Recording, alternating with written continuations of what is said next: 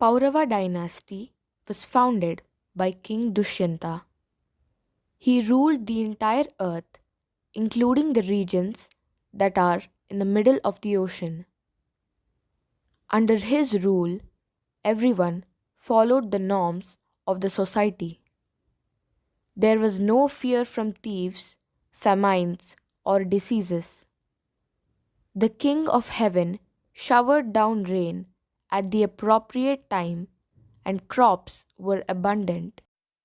King Dushyanta was young and had extraordinary power.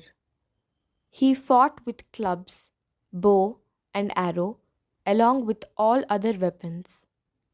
He was like the sun in radiance, ocean in equanimity, and Mother Earth in tolerance.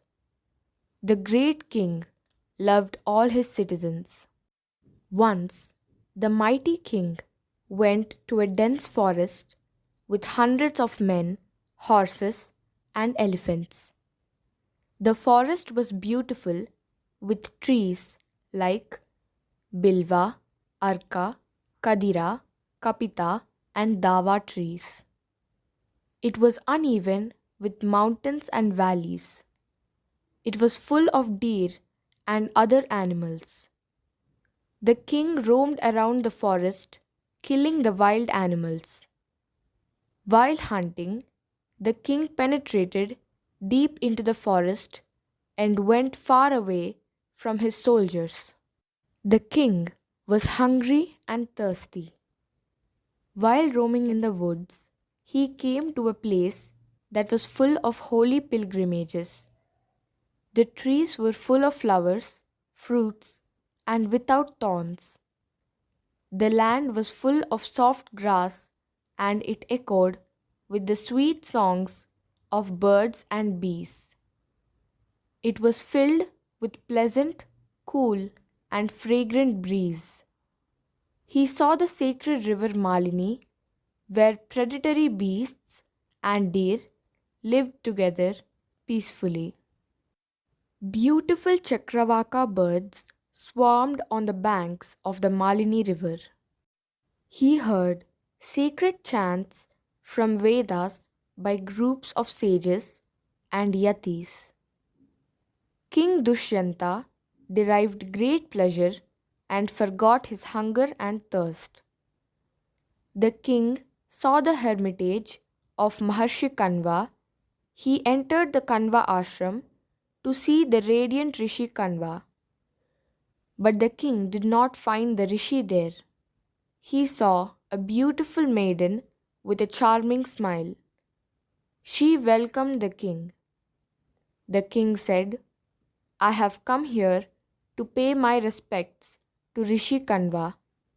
The maiden replied, "My father has gone out to collect fruit. Please wait until he returns." King Dushyanta said, "I know very well about Rishi Kanva. He was never married. How can you be his daughter?"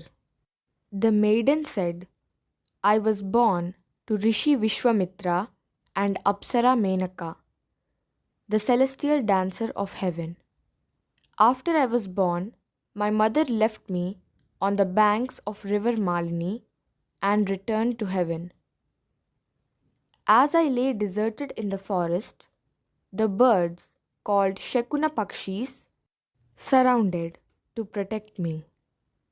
When Rishi Kanva came there to perform his daily rituals, he found me surrounded by birds. He carried me home. As I was surrounded by Shakuntala birds, Rishi gave me the name Shakuntala.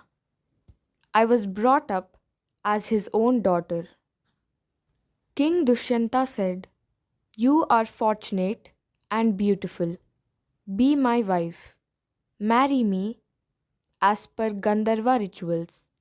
For this, Devi Shakuntala replied, "If you want to marry me, promise that the son born to me will succeed you and become the ruler of your kingdom." King Dushyanta promised and married her. But after marriage, The king left Shakuntala, saying that he would come back and take her to his kingdom as per prescribed rituals. After some time, Devi Shakuntala gave birth to a son who had immense energy. He had the splendor of blazing fire. He was beautiful, generous, and adorned with all the virtues. When he was 6 years old, he was so strong that he tied up lions, tigers, boars, buffaloes, and elephants. He chased them, tamed and played with them. He came to be known as Sarvadamana. Maharshi Kanva saw the child's superhuman qualities and told Shakuntala that time has come to instate her son as the prince, and instructed his disciples to take Shakuntala and her son to King Dushyanta. Shakuntala went to the king with her son, but the king refused to accept them. Then a disembodied voice spoke from the sky. It said, O Dushyanta, support your son and do not reject Shakuntala. Since you will maintain this son, he will be known as Bharata. On hearing these words, Dushyanta spoke to his priests and advisers in the assembly and said, If I accept Shakuntala and her son, there would have been suspicion among the people. They would not have accepted my son. With the words of the messenger of gods, the suspicion of citizens is cleared. Saying these words, the king accepted his son and Shakuntala. King Dushyanta instated Sarvadamana as the prince and named him as Bharata. In this Bharata lineage were born many energetic and divine kings who were devoted to truth and honesty. Dear friends, this story is taken from Sambhava Parva, Adi Parva of Mahabharata. Thank you.